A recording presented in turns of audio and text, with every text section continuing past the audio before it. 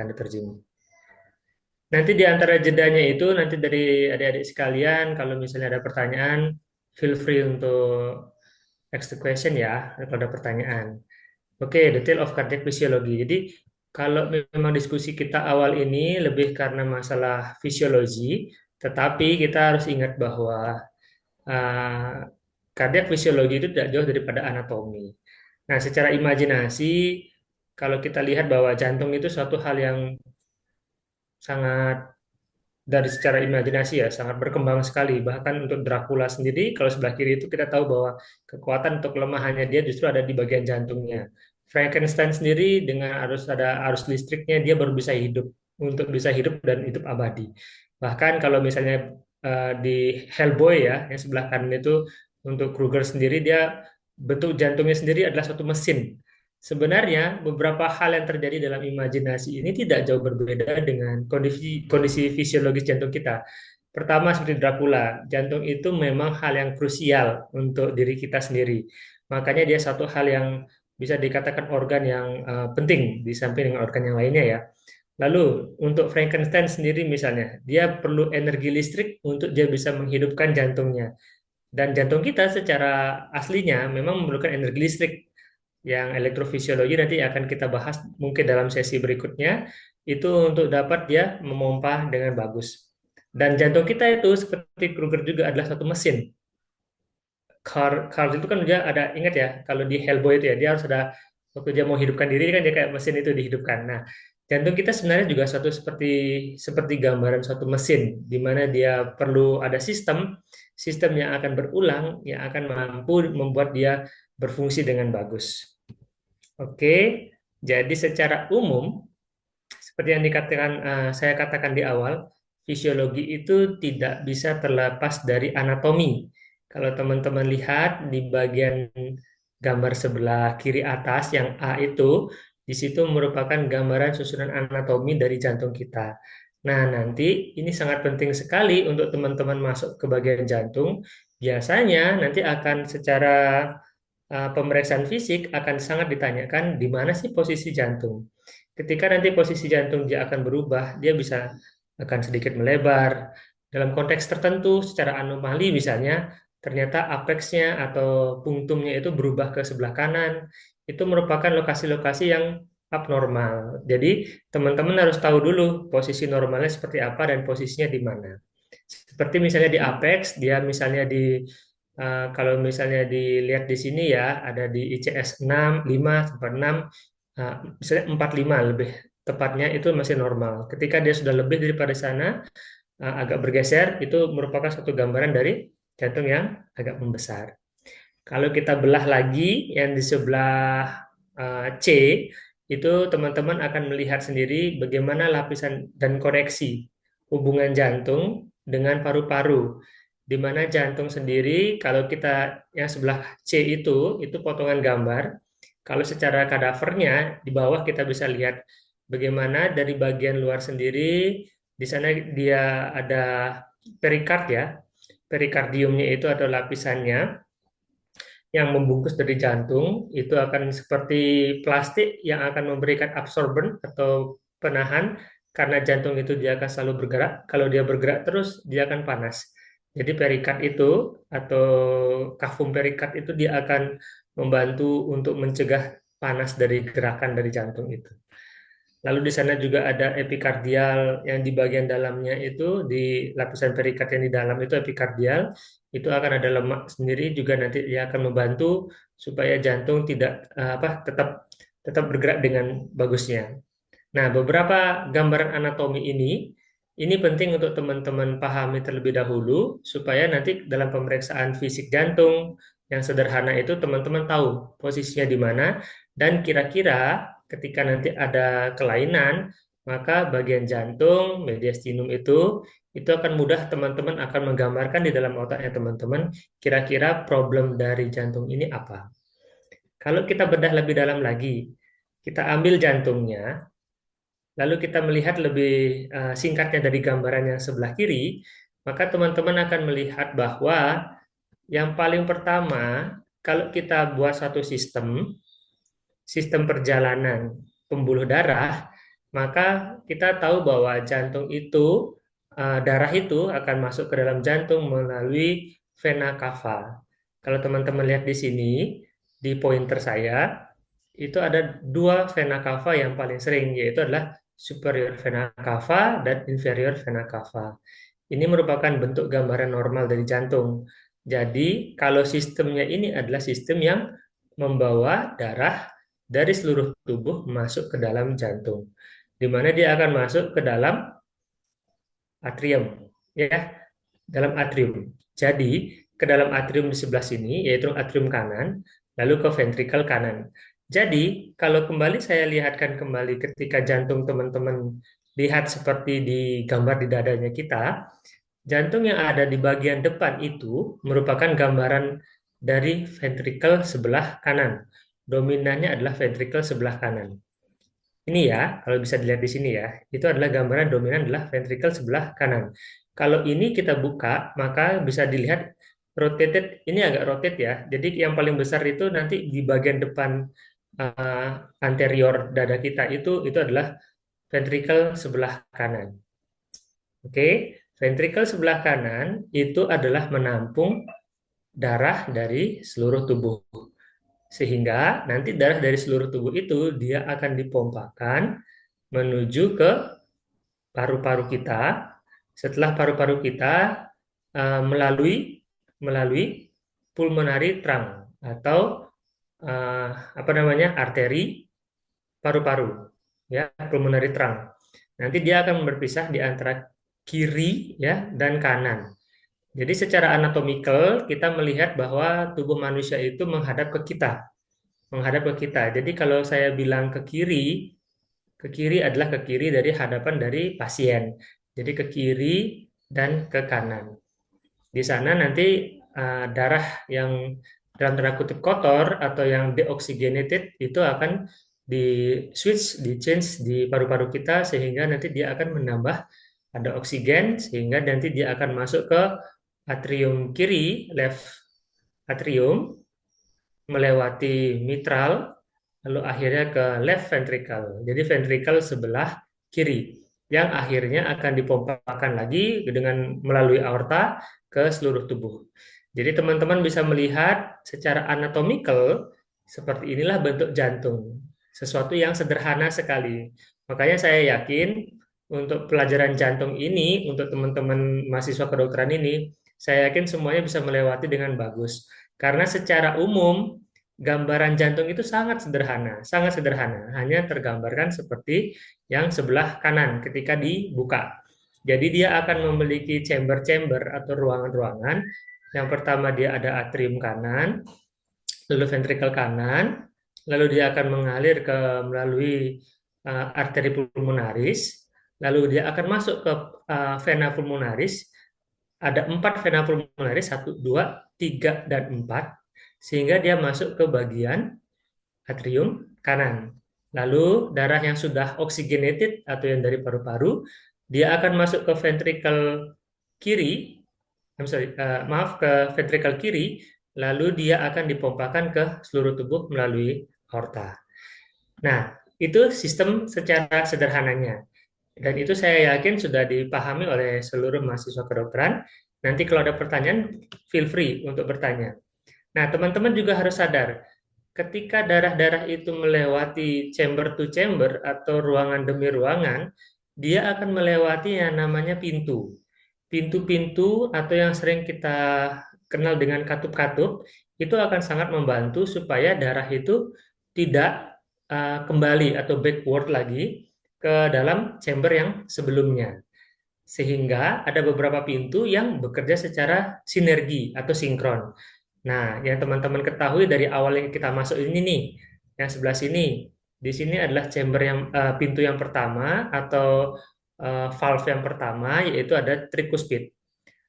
Kenapa dia bilang di tricuspid? Karena kuspisnya itu ada tiga. Ini saya ambilkan dari satu gambar. Ini kita lihat ya, satu, dua, tiga. Jadi dia kuspis atau apa namanya itu sayapnya dia itu ada tiga. Makanya namanya tricuspis.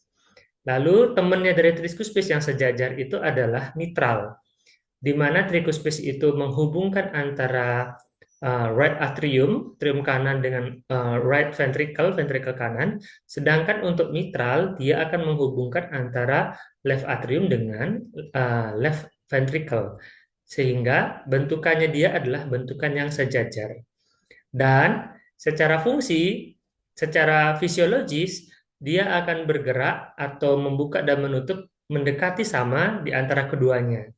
Nah, nanti akan kita lihat, mungkin nanti dalam sesi terakhir ini akan lihat bagaimana fungsi mereka berdua itu akan membantu menjaga tekanan dari setiap ruangan dan juga menahan supaya aliran darah dia tidak balik ke belakang.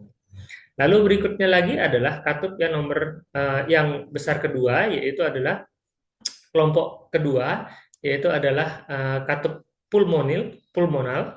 Pulmonal itu adalah yang menahan atau membatasi dari ventrikel kanan ke paru-paru ya, yang arteri pulmonalis di sini, seperti yang saya pointer ini, ya. Dan dia akan ada katupnya juga ada tiga, sama seperti juga valve atau katup dari aorta. Dia akan mempunyai katup yang tiga seperti ini, bentuknya seperti ini. Nah, fungsinya sama seperti tadi juga, dia akan menjaga supaya backward atau aliran darah itu tidak balik lagi ke dalam chamber atau ventricle. Jadi dia akan tetap maju ke depan sehingga itu merupakan satu fungsi supaya menjaga aliran darah tetap maju ke depan. Seperti itu. Nah, setelah kita tahu nanti adalah bentuk anatominya, ada satu anatomi yang unik di dalam tubuh kita. Ingat tadi gambaran Frankenstein tadi? Frankenstein itu memerlukan satu electrical. Nah, di dalam tubuh kita, di dalam jantung kita, ada sistem konduksi, sistem aliran listrik yang inilah yang generator di mana fungsi itu dapat memompa secara ritmik, secara ritme. Jadi dia tidak tidak sembarangan untuk bergerak, tetapi memiliki satu irama atau ritme. Nah, irama ritme ini secara anatomi kalau dipecah secara teliti, di situ ada namanya kabel-kabel saraf konduksi yang dimulai dari sinoatrial node, di mana sinoatrial node ini berada di posisi, ini teman-teman bisa ngelihat di sini ya, dia berada di bagian atrium kanan agak ke atas mendekati dari superior vena cava. Nah, di sana nanti dia akan mengalirkan suatu aliran listrik, konduksi istilahnya, ke atrioventricular node yang sebelah sini. Dia ada di antara area cuspis dan area ventricle. Nanti di sana dia akan membentuk suatu bundle of His. Nanti sebelum bundle of His itu ke bawah, dia akan memecah dua, yang ke kiri dan yang ke kanan. Nah, lihat ya, yang ke kiri, yang ke ventricle kiri dan ventricle kanan. Sehingga dengan irama yang seperti ini, jantung kita bisa berirama sinkron, di mana nanti atrium dulu yang bergerak, zup, supaya darahnya masuk, lalu juga dia setelah itu ada relaksasi, akhirnya juga ventrikelnya yang bergerak, zup. Semuanya ini, mekanisme ini dibantu oleh konduksi ini, sehingga ketika nanti ada konduksi yang bermasalah, nanti pompa ini pun akan iramanya bermasalah. Nah, setelah nanti dia akan memompa, teman-teman pasti akan mengerti istilahnya sirkulasi. Ada yang paling umum dulu sering dikatakan adalah sirkulasi paru atau pulmonary circulation. Ada yang kedua atau yang temannya adalah systemic sirkulasi. Jadi, ketika dia nanti memompa, pompa itu akan membuat sirkulasi menjalankan ritme sirkulasi dua ini, siklus sirkulasi pulmonal, yaitu dari kalau dilihat dari sini, dari aliran seluruh tubuh, lalu masuk ke atrium dan ventrikel kanan, lalu masuk ke bagian paru-paru. Dari paru-paru masuk ke atrium kiri dan akhirnya ke ventrikel kiri. Itu merupakan sirkulasi paru-paru. Sedangkan sirkulasi sistemik di mana darah itu akan dialirkan ke bagian sistemik seluruh tubuh kita. Nah, secara bagan, saya sering lebih menggunakan bagan seperti ini karena gambaran jantung saya kurang bagus. Jadi saya lebih suka gambarannya yang kotak seperti ini, lebih simple, di mana kita bisa melihat bagaimana darah itu mengalir dari superior dan inferior vena cava, masuk ke right atrium, lalu dia akan ke right ventricle dan pulmonary artery hingga ke paru-paru. Ini sirkulasi yang sebelah kanan ini atau kita sering dengan sebutan adalah pulmonary circulation. Sedangkan sirkulasi yang sebelah kiri di mana dia akan ke bagian seluruh tubuh sering dikenal dengan namanya adalah systemic circulation. Nah, ketika dia mengalirkan darah melalui aorta, kita harus ingat bahwa salah satu aliran darah yang jantung itu juga harus dapat makanan. Nah, salah satu makanannya itu juga didapat dari hasil dari oxygenated apa namanya oxygenated pembuluh darah, oxygenated darah. Jadi darah yang sudah teroksigenasi itu akan dipompakan salah satunya ke arteri koroner. Nah, secara anatomi arteri koroner ini dibagi menjadi dua bagian besar, yaitu yang sebelah kiri dan yang sebelah kanan. Sebelah kanan itu ada satu cabang yaitu right coronary artery. Sedangkan sebelah kiri dia dibagi menjadi dua cabang besar, yaitu adalah left circumflex artery (LCX) sama LAD (left anterior descendens). Yang paling besar yang LAD ini. Jadi, secara anatomikal, jantung itu mendapatkan suplai makanan setelah melalui sirkulasi sistemik sebenarnya. Meskipun dia masuk ke darah itu di jantungnya sendiri, jantung itu sebagian besar dia akan mendapat makanan dari koronari arterinya. Seperti itu. Nah, oleh karena tadi saya katakan pompa jantung itu secara ritmik atau memiliki irama, dan itu didahului oleh listrik, kelistrikan elektrofisiologi, jadi listriknya dulu dia ngalir, baru menyebabkan terjadinya kontraksi dari ototnya, sehingga kontraksi itu menyebabkan darah itu akan dapat terdorong. Bagaimana dia dapat terdorong? Namanya juga dia berkontraksi, berarti dia adalah ada tekanan. Tekanan-tekanan inilah yang menyebabkan dorongan darah masuk ke chamber yang berikutnya atau ke ruangan yang berikutnya. Nah, dengan adanya dia masuk ke ruangan yang berikutnya, supaya tekanan di dalam ruangan itu tetap stabil, itulah pentingnya dia ada valve atau ada katup-katupnya itu. Bayangkan kalau katupnya itu menutupnya longgar, maka tekanannya di antara dua chamber atau dua ruangan itu dia akan nyampur-nyampur. Dan itulah yang akan menyebabkan gangguan tekanan di dalam jantung. Yang diharapkan atau yang normal adalah setiap ruangan itu memiliki tekanan yang normal, sesuai dengan gambaran yang saya masukkan di sebelah kiri. Supaya apa? Supaya tekanan yang di depannya itu tidak terlalu tinggi. Contohnya, di sini misalnya RV ya, ini nama, maaf dari sini aja, RA, right atrium atau atrium kanan. Tekanannya itu sebenarnya cuma 2 sampai 8 mm Hg. Jadi di sini kita bacanya adalah 2 sampai 8 mm Hg. Dok, enggak ada diastoliknya? Enggak, karena dia benar-benar hanya mengembang seperti itu aja. Jadi dia enggak perlu ada diastoliknya.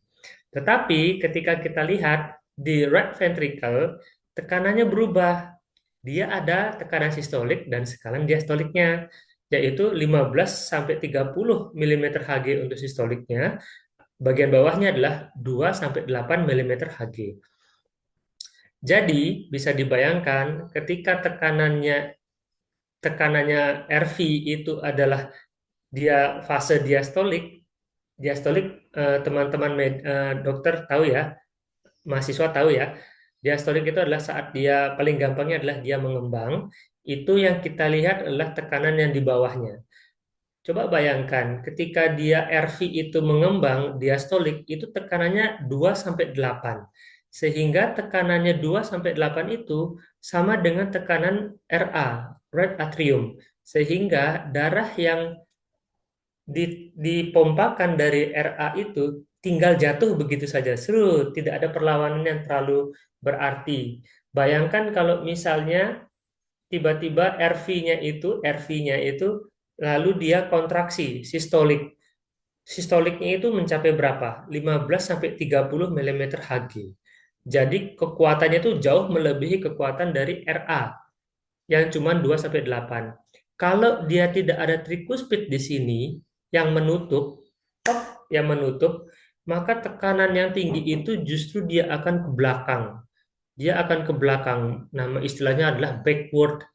Tekanan yang ke belakang ini yang menyebabkan teman-teman kedokteran nanti kalau pas mahasiswa itu siapa tahu sempat lihat pasien itu akan melihat bahwa oh kenapa sih orang dengan penyakit jantung itu misalnya tekanannya tinggi lalu dia katup-katupnya itu bermasalah akhirnya ada bengkak di kaki akhirnya ada bengkak di perut sampai bengkak di tangan.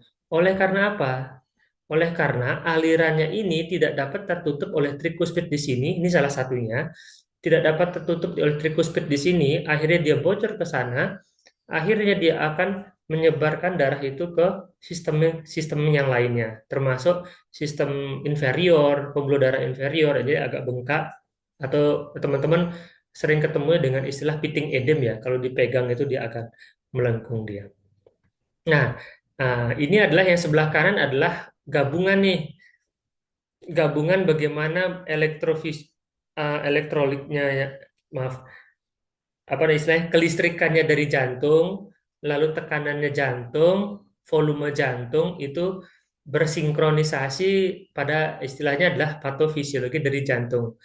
Total seluruhnya, kalau teman-teman nanti masalah di jantung itu sebenarnya adalah mempelajari diagram Weger ini. Nanti teman-teman biasanya di ujian nanti akan keluar yang diagram Weger ini. Bagaimana sih proses diastolik, bagaimana sih proses sistolik, bagaimana sih suara jantung satu, suara jantung dua yang terjadi. Ini secara dari awal sampai yang sekarang ini, di slide yang sekarang ini, fokusnya sebenarnya nanti di bagian jantung akan ditanyakan adalah diagram Weger ini. Yang mungkin nanti kita dapat diskusikan lebih panjang di sesi saat ini atau mungkin malah di sesi berikutnya karena pasti diagram Baker-nya akan panjang ceritanya. Oke, itu pembukaan dari saya sebenarnya karena tidak bukan suatu webinar, jadi saya tidak akan terlalu mendalam untuk masalah apa namanya satu per kasusnya itu ya, lebih ke masalah diskusinya aja yang lebih penting. Seperti itu ya, Dokter Jimmy ya kira-kira ya. Oke, baik, terima kasih banyak ya Dokter Aloy. Jadi ini sebenarnya sudah lengkap ya Dok ya, sudah terangkum sebenarnya. Apalagi yang terakhir itu yang diagram. Nah ini sekedar intermezzo Dok. Jadi ini rata-rata adalah mahasiswa baru Dok semester 1. Nah ini kan mau masuk Oh, dari Universitas Ciputra Dok kebanyakan. Nah itu mau masuk blok kardio lah ini. Ini sedang masuk blok kardio Dok. Nah itu oh, mungkin oke. apa namanya? Mungkin ada banyak yang awam. Nah, oke, selanjutnya, nah ini akan ada sesi kita banyak diskusi ya. Makanya tadi kan pembuka ya, ibaratnya pemantik diskusi. Nah, sesi diskusi. Nah, oke, saya lempar kepada teman-teman. Baik teman-teman, apakah ada yang ingin ditanyakan dari presentasi Dokter Alay? Jadi kita santai aja ya, kan ini juga apa namanya kan course ya. Jadi ini bukan webinar. Kalau webinar kan ya kita lihat aja, dengar aja. Nah itu satu arah. Nah ini kita harapannya adalah dua arah, ya ngobrol dan diskusi. Oke, mungkin ada yang ditanyakan dari teman-teman.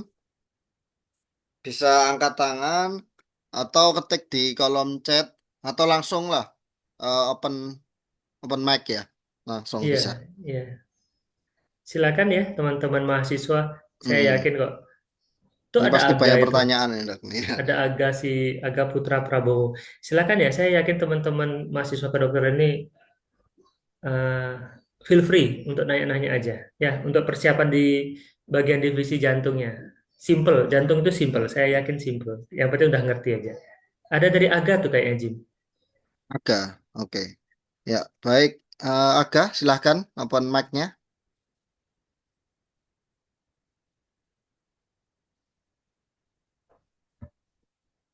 Oh enggak ya, bukan ya. Oh, bukan. Oke. Ini belum.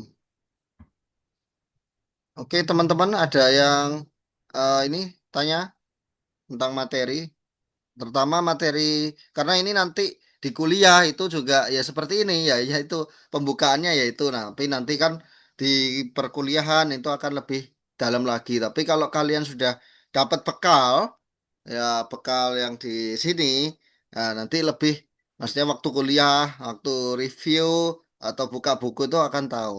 Nah, ini mumpung ada dokter jantung langsung, jadi dokter spesialis jantung dan pembuluh darah langsung. Nah, silakan ini momen ya. Oke, silakan teman-teman. Ya, silakan dari teman-teman. Jadi sekaligus sambil nunggu ya. Setahu saya, jadi nanti agak perbedaan sedikit, nanti beda-beda tergantung di fakultas masing-masing. Yang paling pertama nanti di mahasiswa kedokteran ini kan mahasiswa kedokteran ya, yang awal-awal itu. Yang paling penting itu adalah anatomical. Jadi harus lihat dulu anatominya. Teman-teman itu nanti lebih banyak ketika masuk di fakultas itu nanti ditanya adalah posisi jantungnya itu di mana.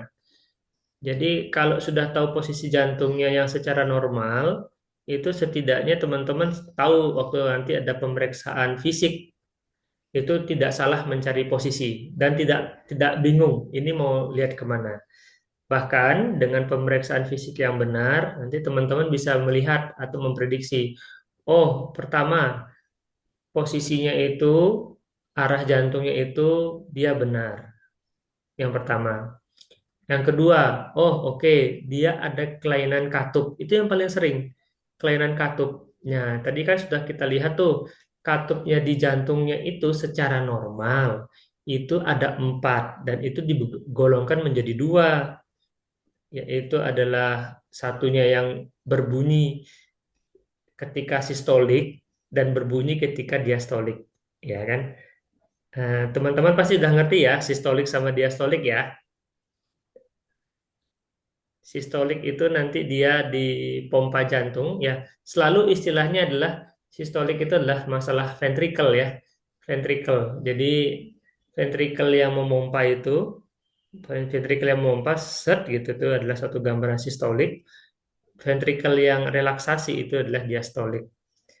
Kalau kita bayangin aja.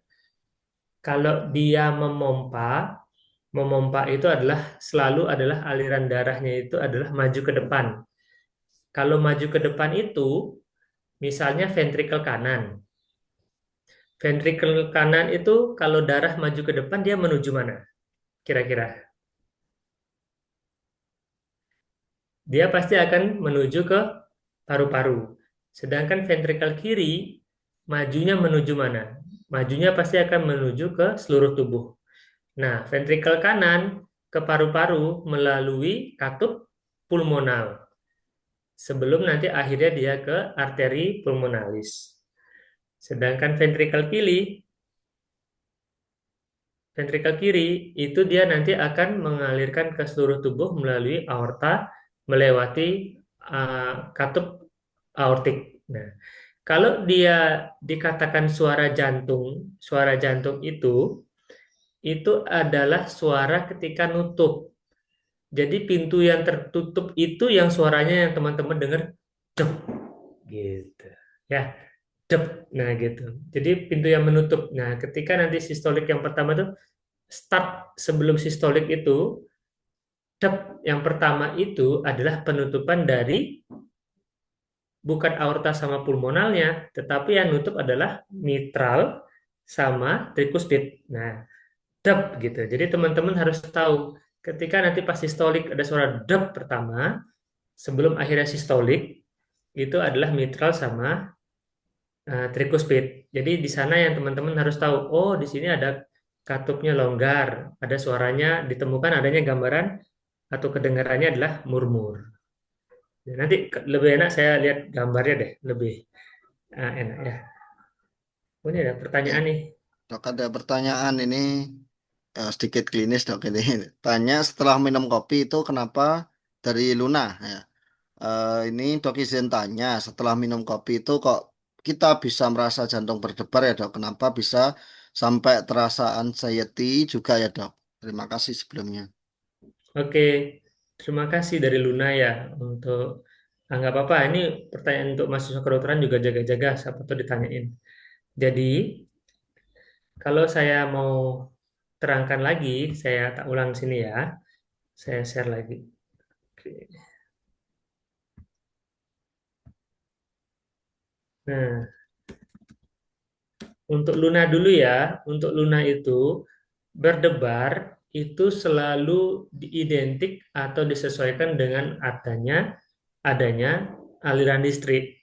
Aliran listrik ini penting banget di bagian jantung. Kenapa? Karena dengan adanya aliran listrik atau kalau istilah medisnya kita adalah konduksinya, konduksi ini yang menentukan seberapa cepat kita bisa jantung itu akan memacu. Di sini coba dilihat. Kita lihat sama-sama ya. Ini namanya adalah sinoatrial node. Di sini merupakan sistem konduksi utama. Jadi, kalau teman-teman nanti kalau eh, pas ada soal ditanyakan, kalau misalnya EKG dikatakan sinus, sama seperti gininya saya, sinus itu adalah ketika konduksi itu dimulai dari sinoatrial node di sini. Ini adalah sinus. Di mana EKG dikatakan sinus atau normal itu ketika konduksinya dimulai dari sini. Nah, permasalahannya ketika pada penggunaan kopi atau anxiety, ya, kafein ataupun anxiety itu akan menstimuli namanya saraf simpatetik yang ada di dalam tubuh kita, di mana saraf simpatis ini dia akan merangsang di sini sinoatrial node dan juga di sini atrioventricular node. Dua bagian ini yang merupakan gardu listriknya untuk jantungnya kita itu akan mengalami rangsangan, ya, istilahnya adalah eksitasi yang semakin meningkat.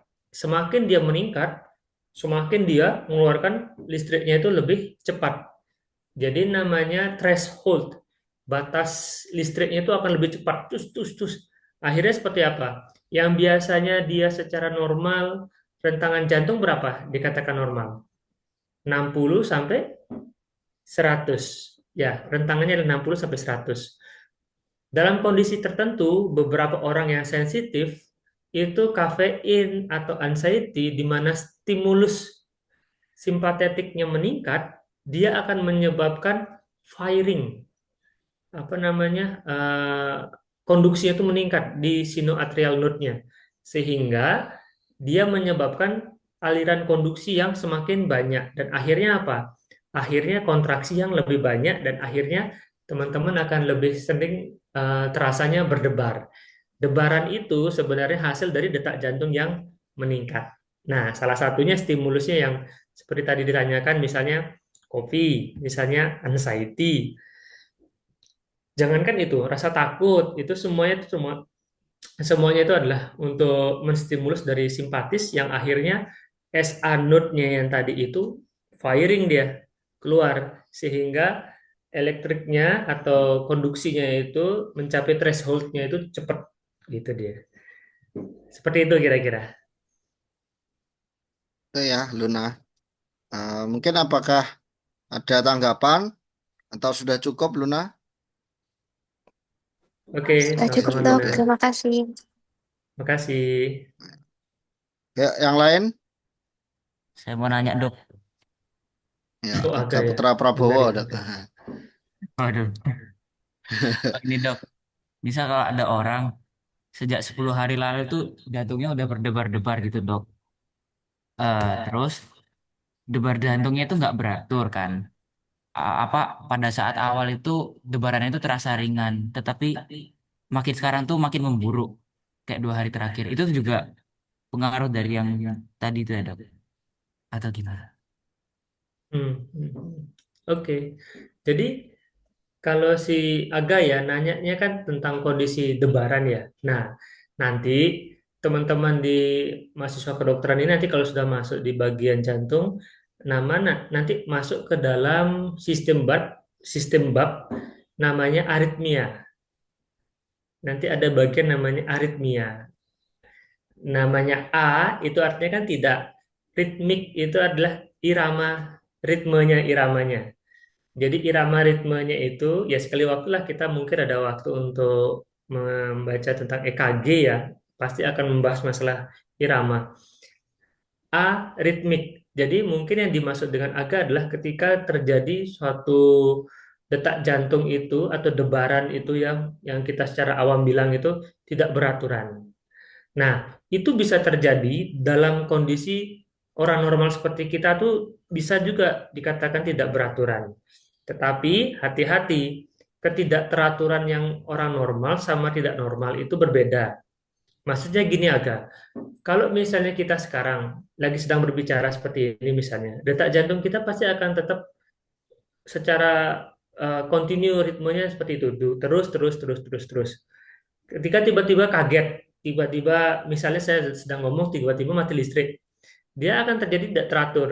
Tetapi ketidakteraturan itu teratur. Ketidakteraturan itu teratur. Nah, jadi tiba-tiba kita kaget. Karena apa? Karena refleks dari simpatetik itu menyebabkan secara normal akan seperti tadi saya bilang, konduksinya akan ditingkatkan.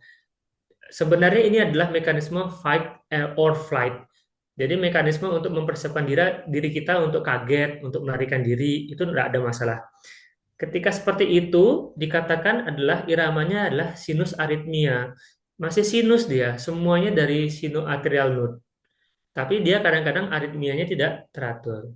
Atau nanti teman-teman akan baca di materinya itu adalah variabel dari detak jantung oleh karena pernafasan. Kalau teman-teman nafas, tarik nafas, keluar nafas gitu, kadang-kadang detak jantung kita akan mempercepat sedikit, melambat sedikit, cepat sedikit, tapi tidak akan mencapai rentangan yang lebar. Nah, yang kita khawatirkan untuk yang kasusnya agak itu, yang kita khawatirkan adalah irama yang irregular. Irregularitasnya irregular gitu istilahnya, irregularitasnya. Atau yang irregularitasnya reguler dan dia memang dalam rentangan yang tidak wajar. Nah, kalau saya bilang irregularitasnya irreguler, jadi nggak jelas itu detaknya ya. Seperti itu, maka di otak kita yang pertama sebagai mahasiswa kedokteran adalah aritmia. Aritmia yang patologis. Oke, aritmia patologis yang paling sering misalnya atrial fibrilasi.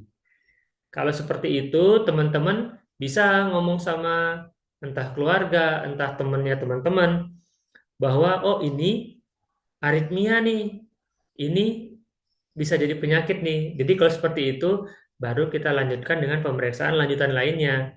Dengerin aja juga. Jadi kalau misalnya mendengarkan detak jantung ataupun nadi, sebenarnya kan secara standar kan 1 menit ya. Yang paling bagus itu, apalagi dalam kondisi aritmia. Dalam 1 menit itu dengerin aja 1 menit. Jadi kalau sudah yakin ternyata iramanya memang benar-benar loncat-loncat ini, berarti dia masuk ke dalam aritmia. Tapi aritmia jenis apa? Nah, itu hanya bisa nanti dibuktikan dengan pemeriksaan EKG. Gitu agak. Jadi bukan hanya sekedar oleh karena kafein, oleh karena anxiety, tapi bisa jadi oleh karena gambaran patologis dari pasiennya. Jadi tapi sudah bagus kalau teman-teman sudah tiba-tiba memeriksa atau tiba-tiba waktu nggak usah meriksa stetoskop deh, bahkan dengan nadi aja, nadi yang ada di tangannya kita radialis itu, kita sudah tahu misalnya ada suatu nadi yang tidak ritmenya tidak teratur, nah itu sudah dimasukkan ke dalam aritmia. Tetapi menentukan bahwa dia jenisnya apa, nanti kita perlu penunjang berikutnya. Salah satunya adalah EKG. Gitu ya, Aga ya? Baik, siap dok. Untuk pemicunya itu kira-kira apa dok dari kasus seperti ini dok? Oh, pemicunya banyak. Pemicunya banyak. Nanti kalau di bagian kardio itu sebenarnya ada 3 ya. Uh, Otomatisasi, trigger, sama eksitasi. Nah, masalahnya adalah pemicu yang setiap orang itu beda-beda. Setiap orang beda-beda. Yang paling sering kalau misalnya patologis ya, patologis itu artinya suatu kelainan ya. Pemicunya itu adalah bisa oleh penyakit paru yang lama, bisa oleh penyakit jantung existing yang lama, existing itu yang dari dulu yang lama misalnya, sehingga jantung itu agak melebar. Dengan adanya pelebaran jantung, khususnya di bagian atrium, atrium itu yang di bagian atas itu ya, saya tak lihatin lagi. Nah, atrium, kalau dia bisa. Nah nih, ini aja. Nih, di bagian atrium ini yang lebih sering. Kalau atrium ini dia semakin melebar, dia semakin stretching. Kalau ibarat karet itu, kalau dia semakin lebar kan semakin stretch itu ya. Nah, bagian stretchingnya itu justru itu akan menyebabkan apa namanya timbul konduksi-konduksi, konduksi-konduksi listrik yang keluarnya tidak dari S anode. Seharusnya kan seperti yang tadi saya bilang, kalau normal itu kan harusnya lewat S anode ini, harusnya. Tetapi oleh karena nanti dia melebar dia gininya, atriumnya itu, akhirnya dia akan keluar dari di luar dari sini, bisa di sini, bisa di sini, bisa di sini, bisa di sini. Tetapi karena dia tidak dikeluar dari tempat yang normal, beracakan ya, acak adut jadi ini pokoknya acak adut aja dia. Akhirnya dia akan menyebabkan irama yang acak adut juga di bawahnya. Sehingga namanya fibrilasi, atrial fibrilasi. Kalau dia dari atrium namanya atrial fibrilasi. Pencetusnya salah satunya yang itu. Terus bisa nggak dok dari kopi yang terus-menerus? Kalau kopi sendiri, biasanya kalau dia dalam kondisi yang normal, kalau jantungnya sudah normal, masih normal istilahnya, jarang dia akan menyebabkan tereksitasi atau menghasilkan aliran listrik di luar dari S anode.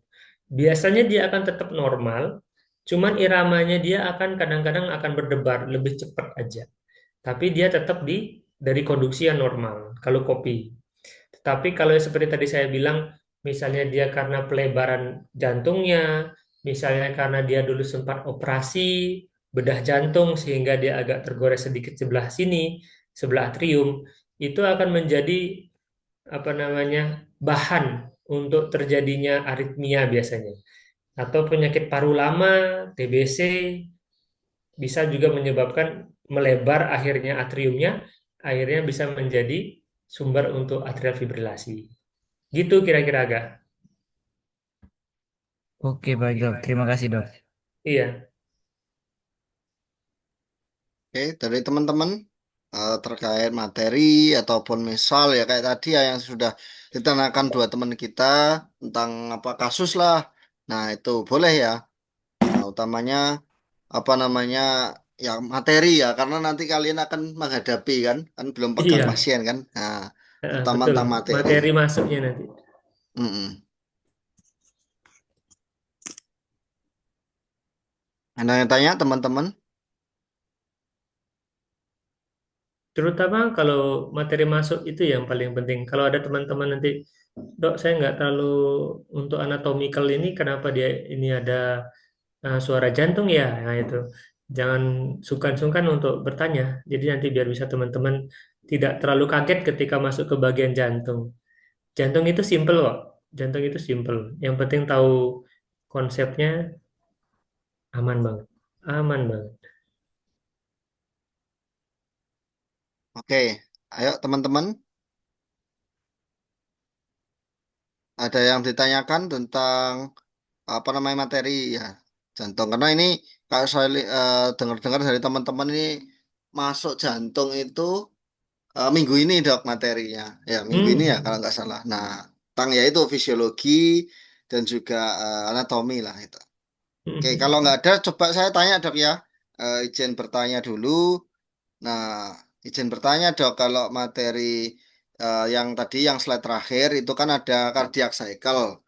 Nah, itu apakah boleh dok dijelaskan tentang cardiac cycle tadi ada kan mulai dari end systolic, end diastolic volume, isovolumetric, itu apa? Nah, itu boleh minta tolong dok dijelaskan dok supaya ini juga memantik diskusi dok. Karena mungkin kan masih bingung juga dok. Ya. Oke. Nah, sebenarnya semua materi yang dari awal tadi slide awal sampai yang ke terakhir itu nanti dirangkumnya yang di terakhir itu, ya teman-teman ya. Jadi nanti sebenarnya rangkumannya itu yang di terakhir ini, diagram Weger ini. Nah, ini yang paling pemungkasnya nih, ini aji-ajiannya ini. Ini kumpulannya seperti ini. Jadi, dalam siklus jantung ya, tadi Dokter Jimmy sudah nanya tadi ya, benar ya.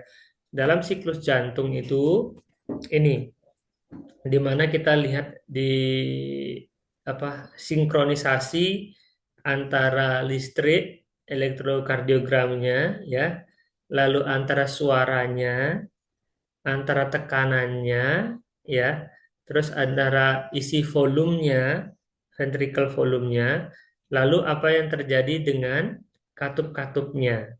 Dan ini ada fase-fasenya. Ya, coba kita lihat fase-fasenya ya. Yang pertama, yang pertama itu nih ada satu, dua a, dua b, tiga. Nanti ke satu lagi nih, feeling lagi. Nah, kita lihat nih. Kalau di slide kelihatan ya? Atau tak besarin lagi deh? Zoom in deh. Kelihatan sih dok. Kelihatan ya? Nih. Ya dok. Pertama itu ada cardiac cycle ya. Yang teman-teman ini mungkin banyak kan bingung ya di sini. Nah nanti silahkan ya dicermati ya penjelasan dokter Iya. Alay. Nah, wah, tapi kalau dibesarin gini malah nggak kelihatan di atasnya ya Oh nanti ya yang malahnya. atasnya. Nah, ini deh. Bentar, ada pasien nggak? Oh. Nah, ini pertama nih, namanya adalah ventricle filling. Ventricle filling itu artinya apa? Artinya adalah pengisian. Nah, kalau kita baca itu adalah dari atas sebenarnya, dari atas. Jadi, kalau teman-teman lihat di sini, ketika huruf apa namanya P, nah ini harus harus ada sedikit pengertian ini. P itu namanya adalah kontraksi dari atrium. Kalau di EKG itu ada PQRST, ada U juga, tapi kita P ini kontraksi. Jadi listriknya dulu jalan, ya kan? Setelah listriknya jalan, baru dia ototnya berkontraksi. Nah itu, jadi kalau badannya kita gitu tuh, listrik tuh cepet banget, fus gitu dia. Baru setelah itu baru otot-otot itu baru ngikut gerak-gerak gitu. Nah, lihat sekarang ya. Kalau kita tarik garis lurus ini, ketika P-nya ini langsung listrik ini berjalan di P gitu, tek, baru nanti dia ada lihat nih berkontraksi yang pertama. Kontraksi ini menyebabkan apa? Kontraksi ini menyebabkan pengisian dari ventricle. Jadi pengisian awal ventricle itu adalah fase membuka aja atau dikenal sebagai passive filling. Passive filling. Jadi enggak ada kontraksi sama sekali. Atrium itu belum ada kontraksi, cuman membuka aja. Cuman apa namanya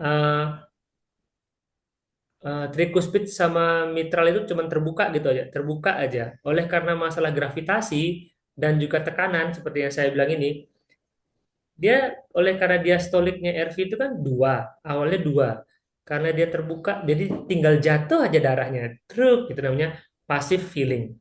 Nah, dengan passive filling ini, coba kita lihat di sini ya. Passive filling ini menyebabkan AV valve-nya, belum belum. AV valve-nya ini close. AV valve itu apa ya? Atrioventricular. Jadi dia, Ventrikular. ya atrioventricularnya. Dia buka dulu, ngisi dulu, ya. Atrioventricular valve, atrioventricular. Ini open dulu, sorry. Open dulu karena dia terbuka. Sedangkan untuk aorta dan pulmonal itu dia akan nutup karena kan belum diperlukan. Tapi dengan terbukanya atrioventrikular yang tahap pertama, fase pertama, itu adalah passive filling. Terbuka dulu, lihat ini di sini. Kalau buka biasa itu tekanannya tuh enggak perlu aneh-aneh tekanannya. Ya, tekanan yang saya lihat adalah tekanan LA dulu, left atrium dulu. Tekanannya itu enggak perlu aneh-aneh, dia datar aja. Nah, baru ketika dia namanya contraction of atrium atau active feelingnya, dia ada tekanan tuh. Lihat, aduh gimana ya istilahnya yang P-nya ini ya. Nah ini nih, kelihatan ya. P-nya ini baru selesai sehingga menyebabkan kalau di garis bawah ini, seret, ini sehingga atrium itu baru akhirnya dia kontraksi. Nah, namanya dia kontraksi, tekanannya juga sedikit naik. Dengan adanya sedikit naik ini, ada yang kayak gundukan itu duduk gitu, itu adalah tekanannya naik, left atrium pressure naik. Akhirnya apa? Volumenya dia yang masuk ke dalam ventricle itu juga naik. Good, langsung dia. Nah, ini cuma 20%. 20% dari volume darah. Kita kenal sebagai kontraksi of atria atau atrial kick. Atrial kick namanya, 20%. Setelah masuk itu, sudah gitu. Nah, sudah paling maksimal itu kekuatan pressure-nya. Akhirnya apa? Coba lihat di sini. AV valve-nya close. Setelah gitu, wup, setelah dia masuk neken dari atas, terbukanya gitu, setelah itu dia nutup. Nah, tutupan itu oleh karena antara tekanan di ventricle ini ya, tekanan di ventricle, baik dia ventricle kiri atau kanan, dengan tekanan dari atrium itu sama. Dia sudah mencapai 8/8. Di sini juga malah 12/10. 12/10. Diastoliknya nih, kan sudah kebuka itu kan namanya diastolik toh. Diastolik itu membuka set. Jadi tekanannya LA itu udah sampai maksimal. Kalau yang sebelah kiri itu maksimalnya 10, sedangkan di atas ini dia buka dari 3 terbuka, ditekan tekan tekan sampai 12 gitu. Berarti kan sudah kalah dia nih. LA itu tekanannya LA ini sudah kalah dengan tekanannya LV. Akhirnya apa? Pintu ini akhirnya ketutup dia. Tep. Ketutup yang pertama ini yaitu AV valve-nya ini yang ketutup ini, yang close ini nanti dia di sini. Close yang pertama ini, AV valve close ini, teman-teman kenal dengan suara jantung yang pertama ini. Nah, jadi suara jantung pertama itu terjadi ketika tekanan LV itu melebihi tekanan diastolik LV melebihi tekanan dari atrium sehingga menekan pintu dari mitral dan tricuspid itu di mana pintu mitral dan tricuspid itu akhirnya nutup. Tok. Tutupan itulah teman-teman dengar sebagai suara jantung yang pertama. Oke, di sini namanya suara jantung yang pertama. Nah, baru namanya fase 2 nih. Fase 2A itu adalah isovolumetric. Isovolumetric itu adalah ketika tekanan-tekanan ini sangat begitu seimbangnya sehingga darah mau maju juga enggak, mau mundur juga nggak bisa. Namanya isovolumetric. Volume itu sudah seimbang dia. Nah, ketika nanti baru elektrikalnya lihat lagi. Tiba-tiba nanti ada nih, ada electrical lagi ya. EKG itu udah QRS selesai, set gitu QRS selesai sehingga ini lihat. Akhirnya apa? Akhirnya open lah dia aortiknya. Ini nih, ini terbuka. Sehingga tekanannya itu begitu tinggi. Nah, sekarang tingginya itu adalah ini yang di atas. Kalau sistolik kita bacanya yang di atas. Kalau diastolik kita bacanya yang di bawah. Nah, saking tingginya, misalnya ya, kalau di sini kita anggapnya yang sebelah kiri itu adalah sampai dia di 140 oleh karena tadi kontraksi itu, akhirnya dia berhasil membuka dari aortic valve. Jadi kebuka dia nih, oleh karena tekanannya sama dengan melawan dari tekanan dari aorta nih, sudah sampai 100 sampai 140. Akhirnya, kebukalah dia. Nah, terbukanya ini menyebabkan tekanannya LV pressure itu meningkat nih. Nih, yang warna merah nih. Wuh, cepet banget. Terbukanya itu menyebabkan apa? Ventricular ejection. Artinya ventricle itu mengeluarkan darah tuh. Cet. Nah, ini fase 2B dia. Fase 2B ini menyebabkan darahnya keluar. Sorry, saya dari atas ya.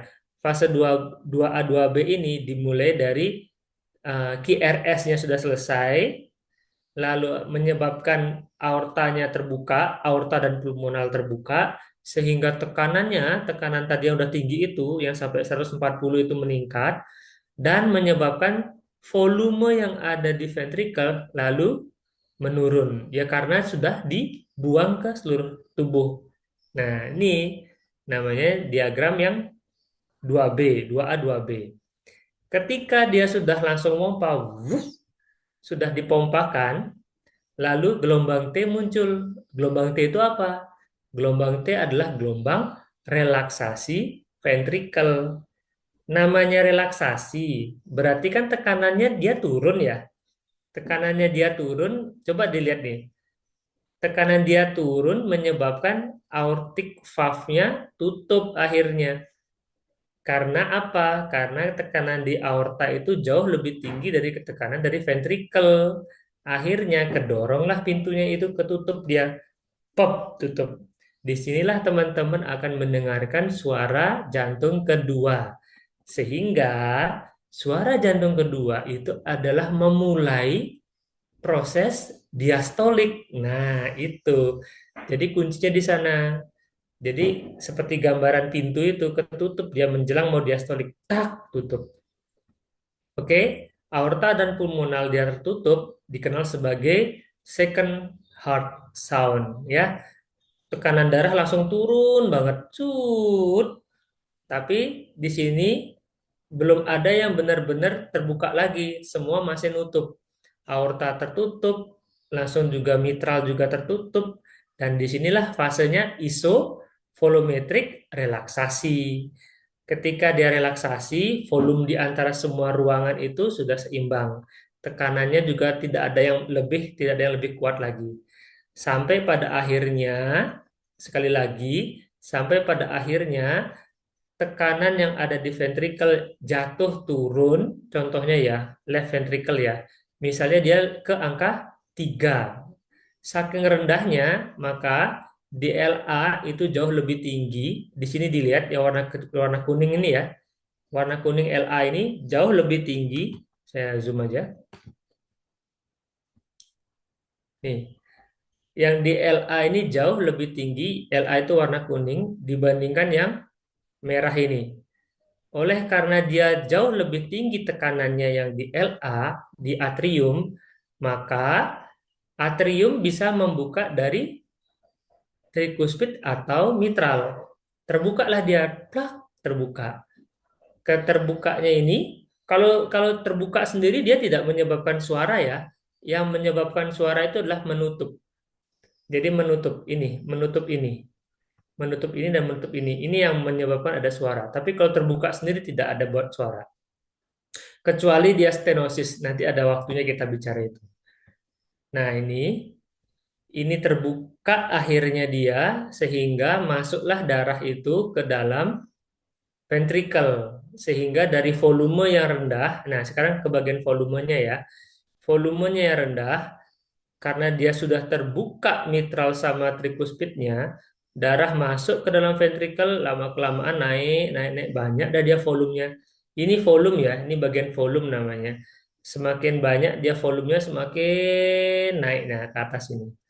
Ya, akhirnya terpenuhilah lagi dan kembalilah ke ritme yang berikutnya. Itu namanya cardiac cycle. Jadi siklus kardiak itu sebenarnya putaran dari ini aja. Terdiri dari listrik, suara tutupannya, tekanannya, volumenya. Udah, itu. Jadi ini menyangkut nanti kalau pas teman-teman di bagian jantung, hampir pasti nanti akan keluar diagram Weger ini.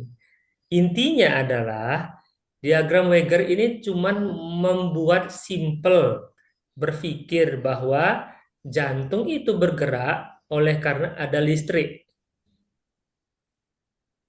Oleh karena ada darah yang menutup pintu menyebabkan ada suara jantung. Oleh karena nanti ada darah juga ada tekanannya. Karena air itu kan menyebabkan tekanan di ruangan yang tertutup. Dan oleh karena air itu adalah volume, maka volumenya juga akan meningkat. Jadi 4 ini, listrik, suara, tekanan, sama volume. Itu aja. Sebenarnya jantung itu simpelnya seperti ini, cardiac cycle itu. Nah, nanti mungkin sedikit-sedikitnya ya dihafal-hafalin lah sedikit gitu. Gitu kira-kira Dokter Jimmy. Oke, baik. Mantap, Dok. Sangat jelas ya. Berarti selesai ya, Dok ya. Aslinya kuliahnya ya itu ya, di jantung Sebenarnya, fisiologi. sebenarnya kalau tak kasih kisi-kisi nih, kalau di bagian jantung itu diagram Weiger itu aja. Nah, Itu itu teman-teman ya. mau ujian apa-apa diagram Weiger itu sudah beres sudah itu. Nah, dulu waktu saya mahasiswa saya nggak terlalu ngerti. Ternyata kalau sudah di gini, oh ternyata ini ya seharusnya dapat nilainya lebih bagus dulu. Sekarang, sekarang setelah ngerti baru mau minta nilai bagus ya nggak bisa. Ya, itu sebenarnya Oke. dia itu. Ya, teman-teman ya, mungkin dari Weger itu banyak yang ditanyakan, terutama cardiac cycle nanti di CBT, ujian CBT-nya ya, ya itu aja. Tapi dibentuk kasus kayak gitu ya. Iya, Eh, Oke teman-teman, ada yang tanya? Ayo, mumpung santai nih ya. Jadi Dokter Aloy ini santai, lagi sedang santai ya dok ya. Nah ini mumpung ya bisa loh ya. ditanya-tanya ya. Ya Dokter Aloy ini sangat apa namanya selain juga ya mengajar itu juga influencer, maka di follow ya. Biar Instagram Sinus ya dok ya. Nah itu ya. Iya, iya, iya. Kita baru Nah, merintis itu membuat oh ya dok. suatu yang sederhana, membuat jantung itu tidak terlalu Rumit nih. bagaimana menjelaskan jantung itu tidak terlalu ribet gitu.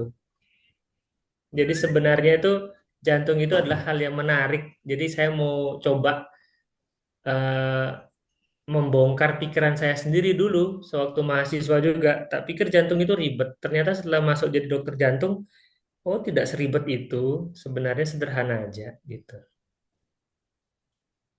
Oke. Baik teman-teman, ada lagi yang mau tanya? Terakhir, ayo.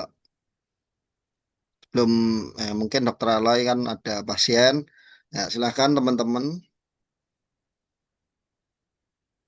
Oke dok, kalau ini sambil menunggu sedikit ya dok ya sebentar.